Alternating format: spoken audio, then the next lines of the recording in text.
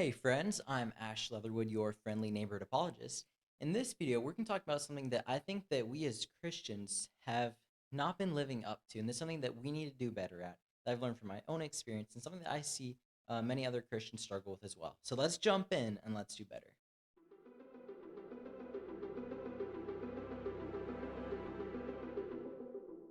Now, if you've been following this channel, or maybe it's just your first time, maybe you've been drawn to this channel because you're interested in having conversations with other people about your faith. You want to talk about why you believe what you believe.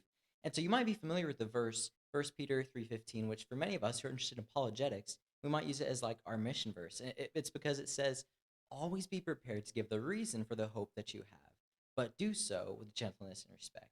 Now you might notice that, we're called to always be ready to give the reason for the hope that we have, to make a defense for the hope that we have. And that's where apologetics comes in. Apologetics deals with giving reasons for what we believe. It's not about giving an apology. It's not saying I'm sorry for what I believe, but it's giving reason for why I believe what I believe. And more importantly, how I found hope in what I believe and how I know that it's true.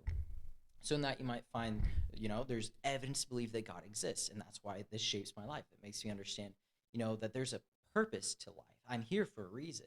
And more importantly, that there's a God who created me, who knows everything about me, and who wants to know me personally. And of course, ultimately, the climax of Christianity is the person of Jesus, who is God incarnate, who came and lived the life that we could not live. He lived a perfect life. He died a death on the cross to pay the price for our sin, our rebellion against God. And 3 days later, he rose from the dead, proving to be God, confirming all his claims, showing to have the authority to forgive our sin and the power to raise us to new life and relationship with him, a living God. Now, that's the message of Christianity. And if there's good reason to believe that's true, and if I have those reasons and I'm confident in what I believe, then my care for other people should be to share that with them. That's the thing. If you really believe this to be true, and if you're watching this, you're an atheist, then bear with me on this point. Just try to understand it. Like, if you were to believe that Christianity is true and that all people are going to hell because we've rebelled against God, so we're going to spend eternity apart from him, but that Jesus made a way for us to come back into relationship with God, to be forgiven of all our wrongdoing, and to come back into relationship with him and be with him forever. If you believe that and you've experienced that, then you should want to share with other people. How much do you have to hate somebody to not share that with them? That's the heart of the Christian who wants to share their faith. But I think that so often we can get carried away in the way that we do it. Sometimes we get so caught up in the debate, and there's room for debate. I'm not saying there's not. But so often we get so caught up in the art of just trying to win arguments and trying to show our intellectual power and the arguments we have, how strong they are, that we miss the point of it all. And that's the other person in the conversation. Ultimately, we're not trying to win arguments. We're trying to win people, because ultimately, that's the whole point we're sharing this. We're sharing this because we care about other people. We've concern for them. So we can't get so caught up in the argument and the art and the skill and all the things that we're doing, but fail to reach the person well. And that's why the end of that verse, 1 Peter 3:15, is so crucial. It says, always be prepared to give the reason for the hope that you have, but do so with gentleness and respect. So we need to ask ourselves, am I sharing and giving reasons for what I believe with gentleness and respect? When I talk to atheists, Muslims, Hindus, Mormons, you name it, whatever it is, the way that I interact with them, am I doing so with gentleness and respect? Yes, we should never compromise on the truth. I'm not saying that out of the sake of niceness, we need to not say the hard things about what we believe. The doctrine of hell, that's a hard thing to talk about. That's heavy. But you never want to compromise on the bad news that Christianity talks about. Because without the bad news, you can't really understand the good news of what we're being saved from. So you can't compromise on the truth. But at the same time, you can't just share the truth, but with a heart that doesn't care about the other person. Ultimately, it's because we care about people that we're having these conversations. So you can't just have this conversation and forget about caring for the person well and reaching them well, which a lot of this channel is dedicated to trying to reach people well, knowing questions that you can ask people to really care for their experience, where they're coming from, and really just reach them where they're at, right? Paul talks about becoming all things to all people. That's not him compromising on the truth, but that's him taking these extra steps to reach people where they are for the sake of winning more to Christ. There's very few people that you're going to reach by using your own Christianese, just by using your own loaded terms that other people aren't going to understand. You can't reach people the gospel by saying it in a way that you'd understand, but they likely won't. You need to reach them where they're at. Try to understand where they're coming from, as Paul himself did when he went to this city where he talks about this unknown God that they had a statue to. He took time to understand where people were at, what they believed, where they were coming from, in order to reach them in a way that they'd understand the gospel and their need for the sacrifice of Jesus and his resurrection from the dead and what that means for us and for them. So we must ask ourselves, when I'm sharing the gospel to someone, when I'm giving the reasons for what I believe and I'm cross-examining their beliefs, asking them, hard questions, am I doing so with gentleness? Am I being gentle? Am I being respectful?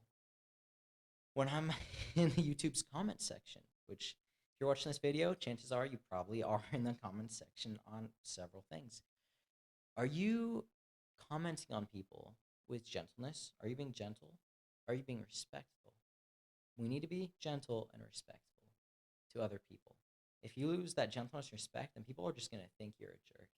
And the worst part is that doesn't just reflect you. That's not just how they're going to think about you. That's how they're going to think about Jesus. You're misrepresenting Jesus when we don't talk to people and share our faith with them with gentleness and respect. That doesn't mean you can't be bold. That doesn't mean you can't share the gospel with clarity.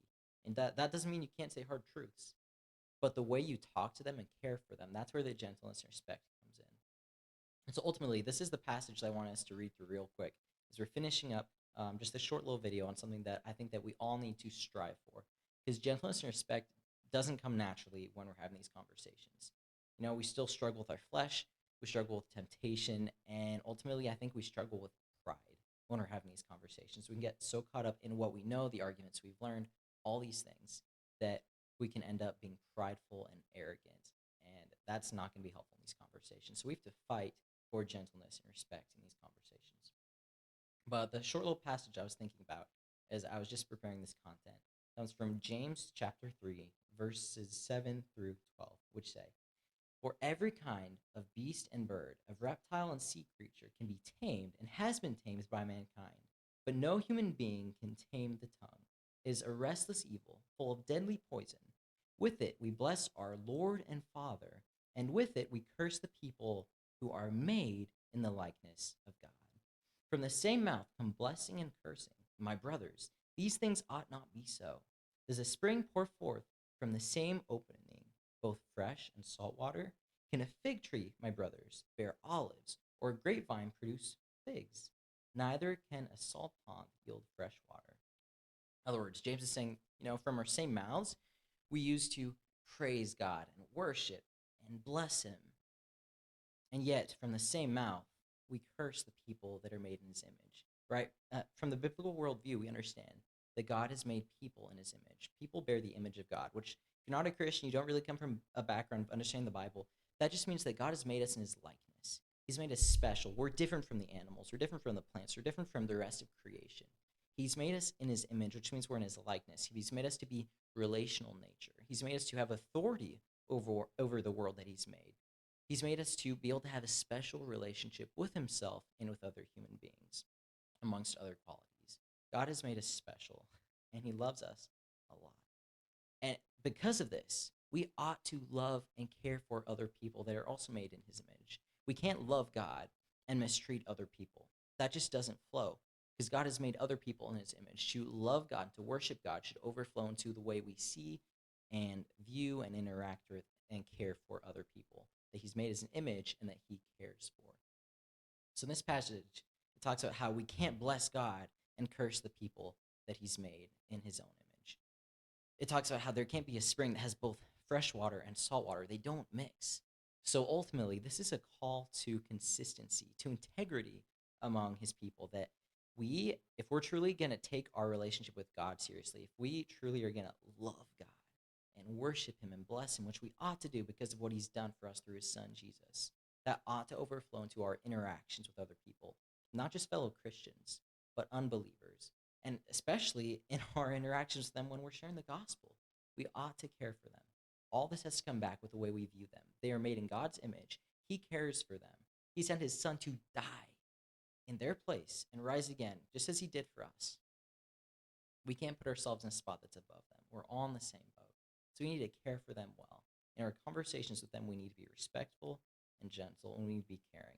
And that all has to do with sharing the gospel, sharing the reasons for what we believe with gentleness and respect. So, guys, this was my ultimate challenge for us in this video. We ought to be out there showing our faith. That's the loving thing to do. It's hateful for us to actually believe this and understand it and not to share it.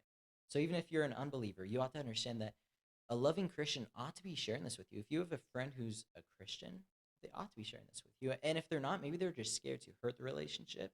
I challenge you, if you're not a Christian, but you'd like to have these conversations, you're just curious and you want to hear what your friend believes and thinks, then I challenge you to maybe start the conversation. You shouldn't have to, but I challenge you to ask them about what they believe.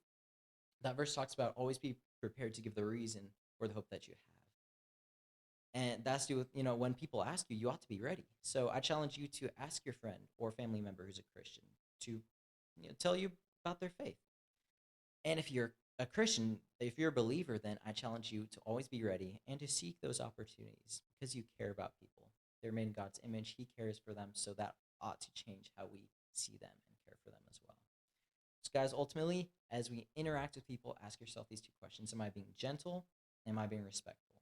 And, of course, we can't compromise on the truth. Being gentle and respectful doesn't mean we compromise on the truth.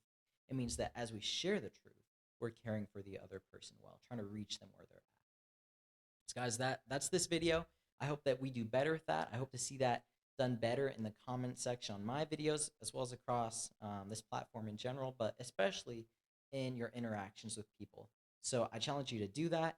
Let me know how that goes. And I hope you found this video helpful. If you did, then please like and subscribe, as well as send this video to someone that you think might benefit from hearing it. Thanks for watching, and I will see you guys next time.